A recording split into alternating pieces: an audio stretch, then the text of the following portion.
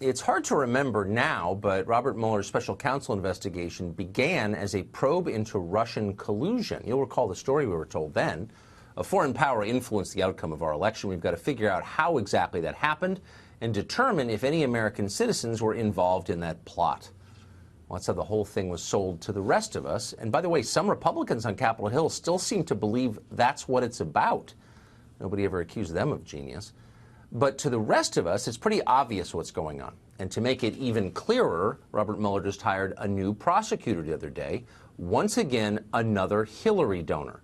There doesn't seem to be a single Republican on Robert Mueller's staff. In an evenly divided country, what are the odds of that?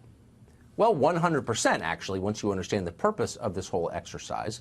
What you're looking at is a political campaign waged with guns and subpoenas and the surveillance power of the U.S. government. In conventional politics, the kind we used to have, Republican candidates, Democratic candidates run against each other. One wins, one loses, sometimes someone retires. That's how we used to conduct it. Now, lives are being destroyed forever. People are going bankrupt. Others are heading to prison. Well, today, a federal judge finally tried to slam the brakes on all of this. District Court Judge T.S. Ellis erupted in a way that federal judges rarely do. He accused Mueller and his team of granting themselves, quote, unfettered power to wage politics rather than a legitimate criminal investigation. Quote, you don't really care about Paul Manafort's bank fraud, the judge said. You really care about what information Mr. Manafort can give you to lead to Mr. Trump and an impeachment or whatever. It was a shocking moment precisely because what he said was entirely true. And yet somehow the Mueller investigation continues tonight, leaving lives in its wake. Mueller's latest target, according to recent news reports, is longtime Republican political consultant Roger Stone. Roger Stone joins us right now. Roger, thanks for coming on. So, according to NBC, and I want to read you a quote I know you're familiar with, you are, quote, one of the top subjects of the investigation into potential collusion between Moscow and the Trump campaign. NBC says Robert Mueller is, quote, focusing intensely on you. What about you has triggered the scrutiny of Mueller? What crime is he suggesting you committed? Well, Tucker, perhaps it's my advocacy of the election of Donald Trump and my 40-year friendship for him and my role in advocating and working for his election. I like to call this the Russian collusion delusion. So far, he has turned up no evidence of collusion by the Russian state. I certainly am not involved in any conspiracy or coordination or collusion with the Russian state. I think this is a fairy tale, a left-wing conspiracy theory that is the basis for a rogue operation to undo the results of the last election. But meanwhile, it's an actual active criminal investigation. And according to NBC, the CNBC story, Mueller is looking at you because of your longtime friendship, it suggests, with Rick Gates, who was the associate of Paul Manafort, who was indicted and pled to a number of felonies. It said he was an intern in an office that you had 30 years ago and that you had repeated contact with him. It didn't say about what. To what extent is that true? Well, our longtime relationship, I think the first time I met him was in 2016. I don't believe he worked at Black, Manafort and Stone back in the 80s. He evidently was an intern in the successor firm after I left. The CNBC story specifically says that the special counsel is focused on our dinners with an S. I only know of one dinner attended by many, the purpose of which was to discuss the apportionment of the New York delegates to the Republican National Convention to try to make sure there were a few Trump supporters on the delegation after Donald Trump swept the New York primary. They're also, according to CNBC, focusing on my meetings with Mr. Gates at Trump Tower, at which there were absolutely none. This whole thing is based on conjecture, speculation, supposition, but no facts. My contacts with Rick Gates during the campaign were minimal and innocuous. I hate to say this, but I think the source for this CNBC story, I think they got bullshiffed, as some Republicans now say.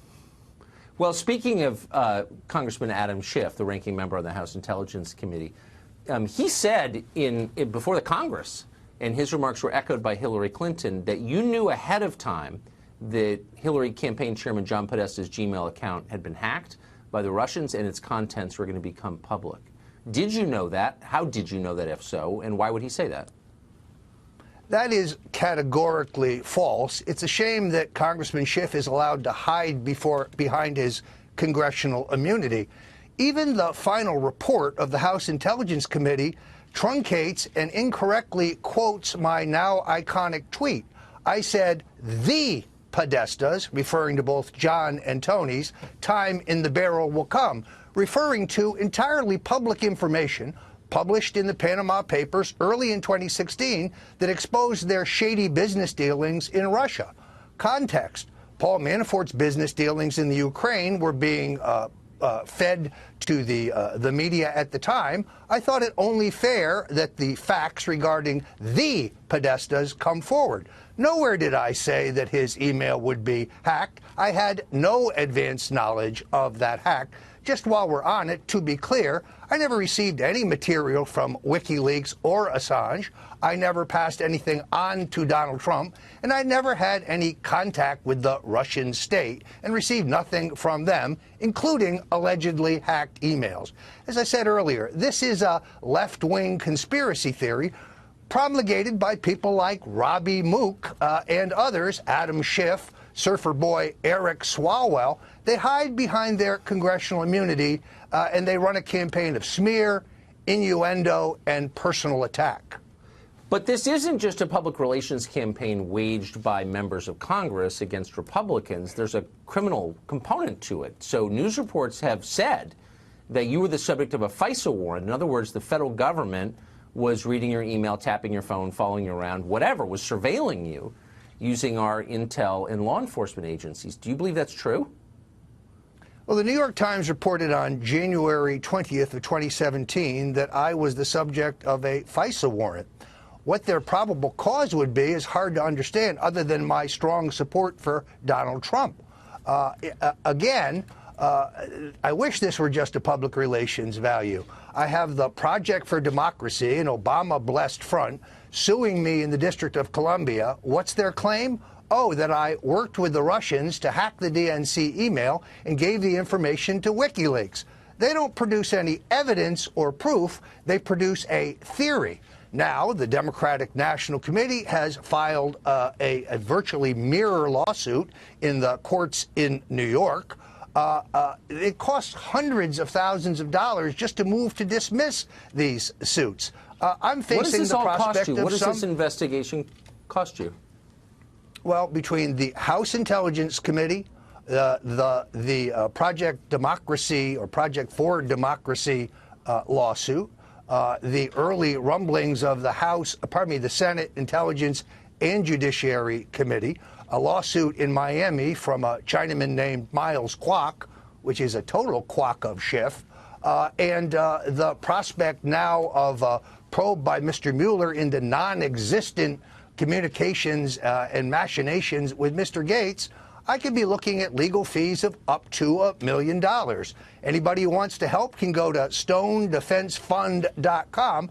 I have no choice to go on InfoWars, where I do a daily show, to come here and to beg for money to protect the solvency and the college education of my grandchildren. You better be a Russian agent. I mean it.